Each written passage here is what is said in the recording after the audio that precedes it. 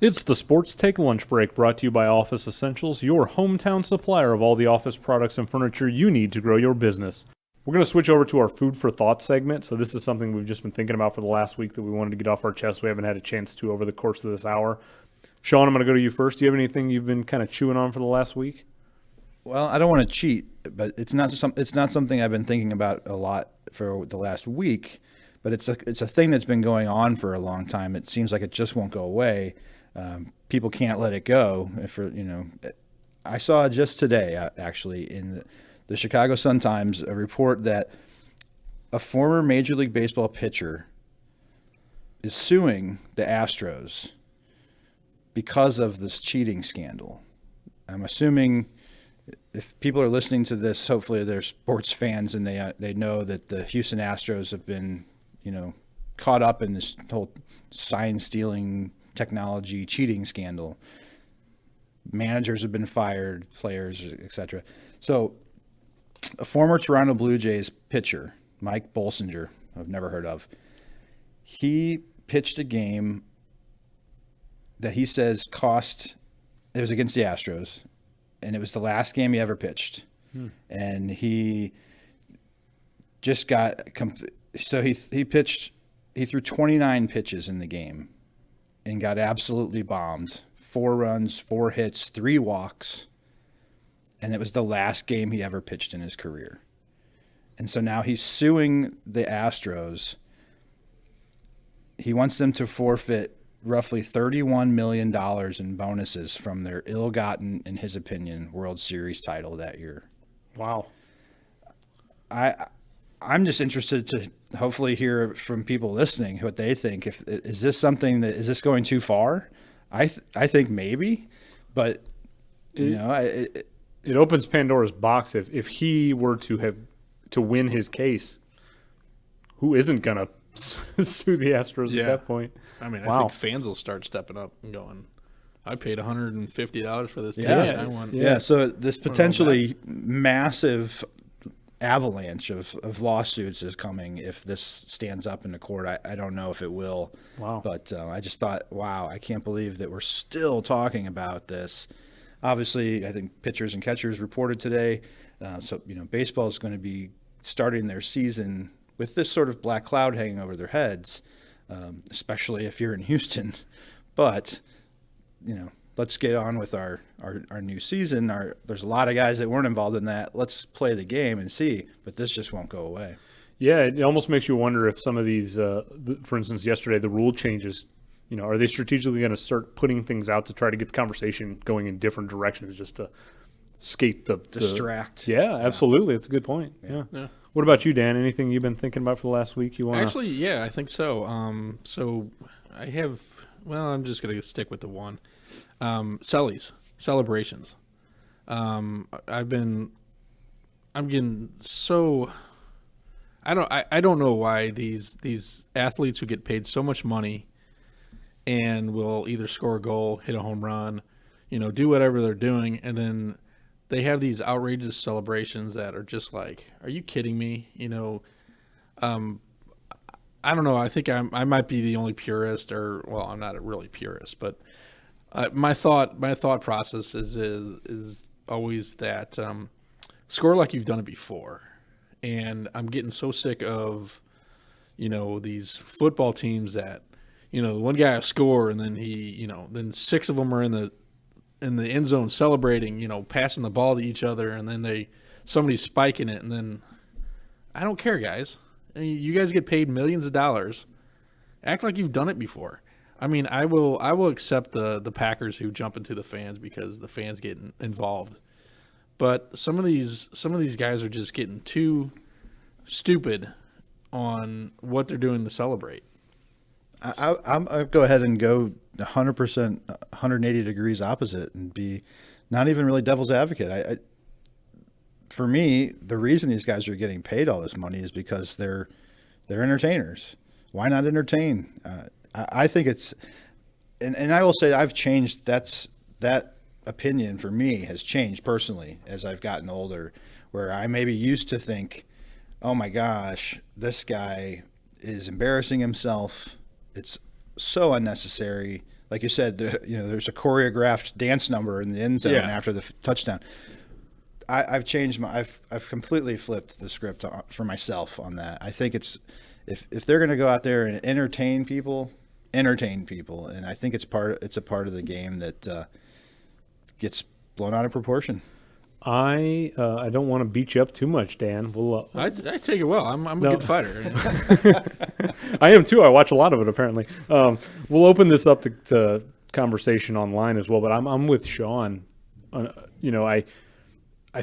can close my eyes and see T.O. taking a bag of popcorn and eating popcorn after a touchdown, or Chad Johnson wearing like a gold jacket pretending he's like a Hall of Fame. Like, I don't like. Who cares? Like, go for it. Soccer has excessive celebrations. Yeah. They do backflips and stuff. I don't care. If you are capable of doing that achievement in whatever sport you're in, go for it. If I make a big sale in my sales position, I'm going to do a backflip. You better believe it. Go for it. Sit down, Andrew. So I guess most of my critique comes from watching. I've been watching more high school games, more of these lower division. Not pros. These kids who aren't getting paid a lick.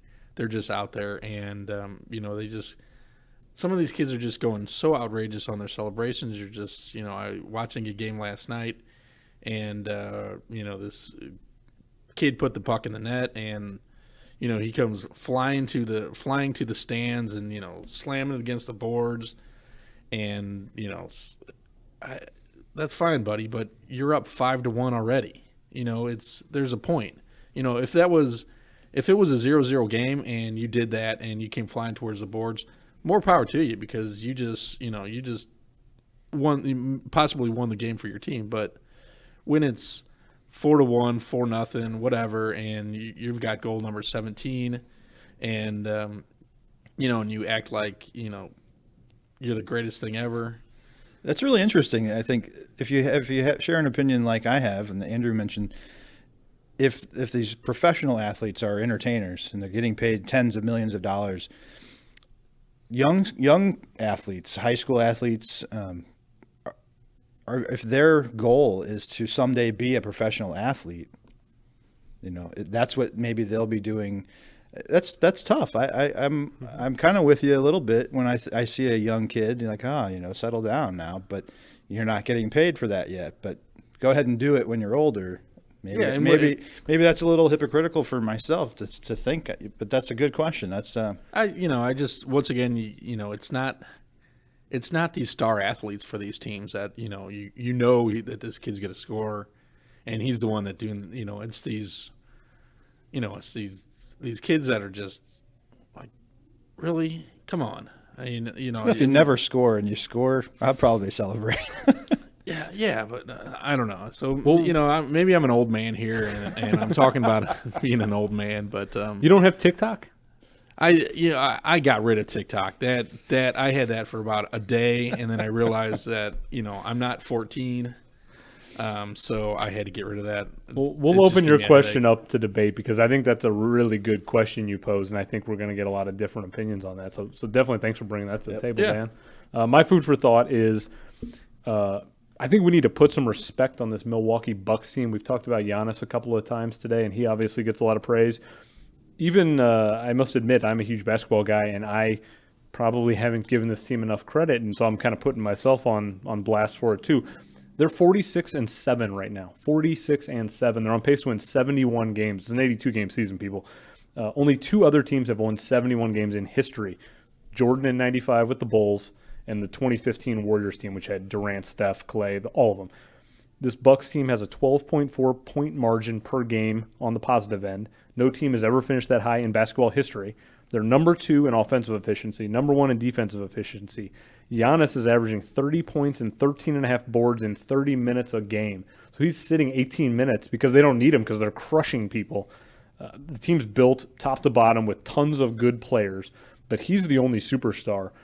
And that's really interesting for basketball, because over the last few years we've seen the Heat do it, the Warriors do it. A lot of these teams are building superstar trios, and Giannis is essentially one guy who's the superstar with a lot of guys who all know their roles, and this team is playing at a level very few in the history of basketball have played, and nobody's talking about it because they're in Milwaukee. It's the fourth smallest market in the NBA. They don't get a lot of national coverage. They don't get a lot of talk radio coverage. I assume they get a lot of global coverage because Giannis is Greek and he's big over in Europe. But I think myself and everyone need to really start recognizing this Milwaukee Bucks team, because what they're doing right now is unparalleled, and it's mind-blowing to me. And hopefully it changes the way the NBA is, because that was sort of the knock on the NBA and why people stopped watching, is because these super teams were being built. And now you're seeing a Bucks team who has bucked the system and said, we're just going to build around one star, and if they win the championship, everyone should go in that direction. So I love it. I think we all need to start respecting Milwaukee because they're doing something really cool in the sports world. Yeah, I like that. I like the idea that, Milwaukee is such a small market for those kinds of things. Outside of like the Packers in Wisconsin, the Green Bay Packers, obviously there are fans everywhere across the country. They travel well, as they say. But even like the Milwaukee Brewers, who've quietly been having good seasons, they've had some star players, but they've never been. People don't talk about the Milwaukee Brewers. Yeah, I like the idea that you might see other teams in other markets that you wouldn't necessarily think of kind of start to follow that same path. That would be good for the sport, I think, good for sports in general. Yeah. And by all accounts, Giannis is happy in Milwaukee. He's not the type of guy that is going to bolt to LA or bolt to New York when his free agency hits, like a lot of the big-time players will, because the NBA is set up in sort of a structure where they're globalized to the point where he doesn't have to play in New York to get tons of endorsement deals. He can be a star in Milwaukee because of the way the league is marketed and handled around the world. And so I think it's really cool that they have a guy like that who wants to stay in Milwaukee and is proud to be a part of Milwaukee. That's just a really cool thing for sports, to see a guy that's happy to be, big fish in a small pond kind of thing. Yeah, I like it. I hope they break records with that. I do too. Yeah, I think it would be fantastic. He sat out yesterday because his wife had a baby, and they still won by like 20-something points. They're just loaded, like absolutely loaded, but they don't have a bunch of stars, so they're not getting a ton of attention. So cool stuff with Milwaukee. All right, we're back for our final segment, which is our weekly Breakroom Battle Question of the Week. After the last segment, the Food for Thought, Dan set us up for the perfect question. I'm getting picked on, aren't I? You might be. We'll see. Results to be determined, I'll say. So the question this week that we're going to pose, it'll be up on Facebook, it'll be up on Twitter, it'll be up in our Office Essentials break room, is, do you like excessive celebrations in sports? Yes or no?